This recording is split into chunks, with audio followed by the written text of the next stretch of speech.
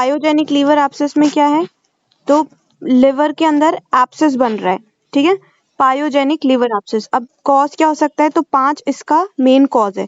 5 तरीके से ये लीवर के अंदर आके इन्फेक्शन हो सकता है। पहला तरीका क्या है, पोर्टल वेन के थ्रू इन्फेक्शन आ जाए। दूसरा कॉमन बाइल डक्ट के थ्रू आ जाए। थर्ड रास्ता क्या है, हेपेटिक आर्टरी से इन्फेक्शन आए। और फोर्थ है कि एक्सटेंशन एब्सेस हो जाए, जैसे कि डायफ्राम में था तो वहीं का एब्सेस स्प्रेड होके लीवर में आ गया, ठीक है, एक्सटेंशन एब्सेस। और एक लास्ट है कि अम्बलाइकस के थ्रू इन्फेक्शन स्प्रेड हो जाए, ठीक है। तो ये 5 रूट है। सबसे फर्स्ट रूट क्या है, इन्फेक्शन थ्रू पोर्टल वेन। इसमें क्या क्या है, acute appendicitis, acute diverticulitis, acute amoebic colitis, acute bacillary dysentery, ये 4 एक्यूट है, ठीक है। कि एक्यूट अपेंडिसाइटिस हुआ, वहां से पोर्टल वेन के थ्रू इन्फेक्शन आके लीवर के अंदर एब्सेस हो गया, ठीक। तो acute appendicitis, acute diverticulitis, acute amoebic colitis और एक्यूट बेसिलरी डिसेंट्री, ठीक है, और अल्सरेटिव कोलाइटिस। सेकेंड क्या है cause, infection through common bile duct. Common bile duct के थ्रू इन्फेक्शन आ गया, तो इसका ये कैसे आ रहा है, क्यों कॉमन बाइल डक्ट के थ्रू इन्फेक्शन आ रहा है, तो स्ट्रिक्चर हो गया अगर कॉमन बाइल डक्ट में, ठीक है। या फिर पेरी एम्प्यूलरी कार्सिनोमा हो गया, कोलेंजाइटिस हो गया, ठीक है, कोलेंजाइटिस हो गया। और नेक्स्ट पेज में क्या लिखा है, रिकरेंट कोलेंजाइटिस अगर हो गया, कॉमन बाइल डक्ट में अगर स्टोन है ना, अगर कॉमन बाइल डक्ट के अंदर स्टोन हो गया रिकरेंट कोलेंजाइटिस की वजह से क्या होगा, लीवर के अंदर एब्सेस बनने लग जाएगा, ठीक। नेक्स्ट ईआरसीपी, ये ईआरसीपी प्रोसीजर करने से भी कॉमन बाइल डक्ट खराब होगी और फिर लीवर एब्सेस हो जाएगा, ठीक है। तो कॉमन बाइल डक्ट में भी कितने हैं, 4 लिखने हैं हमें। सबसे पहला कौन सा था, सबसे फर्स्ट वाला है अपना स्ट्रिक्चर हो गया कॉमन बाइल डक्ट में, stricture of the common bile duct. दूसरा है पेरीएम्प्यूलरी कार्सिनोमा। थर्ड है अगर स्टोन बन गया सीबीडी में, तो रिकरेंट कोलेंजाइटिस की वजह से अल्टीमेटली पायोजेनिक लीवर एब्सेस हो जाएगा, ईआरसीपी, ठीक है। Next infection through hepatic artery भी इन्फेक्शन लेके आ सकती है, कहाँ कहाँ से, सेप्टिसीमिया के जब केसेस होते हैं, पाइमिया, जब पूरी अपनी ब्लड वेसल्स इन्वॉल्व हो जाती हैं, तो सेप्टिसीमिया, पाइमिया, इन सब केसेस में होगा। Actinomycosis of facio cervical region, actinomycosis of facio cervical region में भी क्या हो जाएगा, इन्फेक्शन हो जाएगा, ठीक है, pyogenic liver abscess. Next extension abscess, extension abscess में क्या लिखा है कि सब डायफ्रेगमेटिक एब्सेस, अगर डायफ्राम के अंदर कहीं एब्सेस था तो वहां से एक्सटेंड हो जाएगा।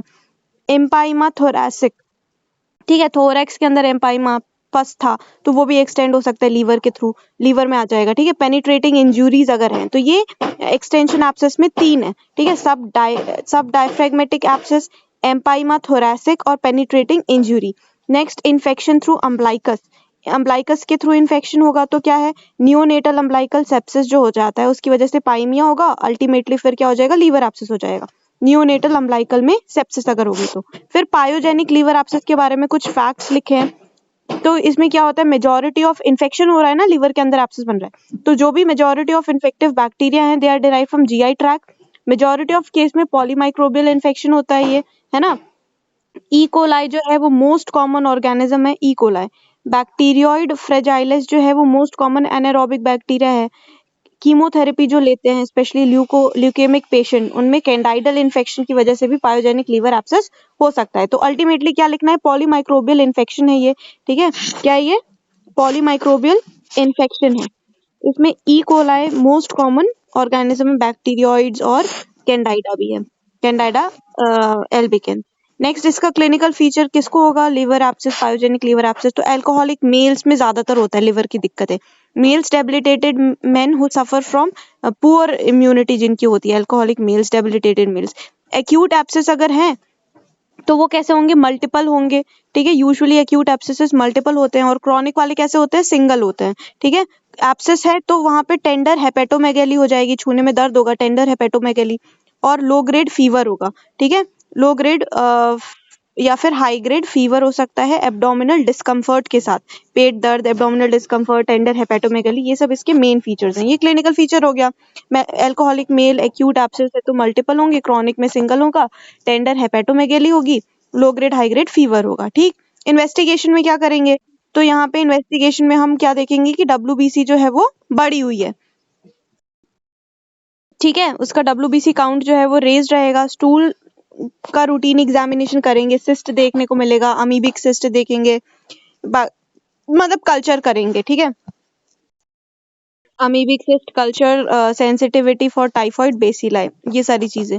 ठीक, stool route examination, routine examination करना है। फिर एब्डोमिनल यूएसजी करवाएंगे, अल्ट्रासाउंड। ठीक, फिर सीटी स्कैन करेंगे, एफएनएसी भी कर सकते हैं उसका। फिर जो पस है उसको कल्चर सेंसिटिविटी ग्राम स्टेनिंग करेंगे।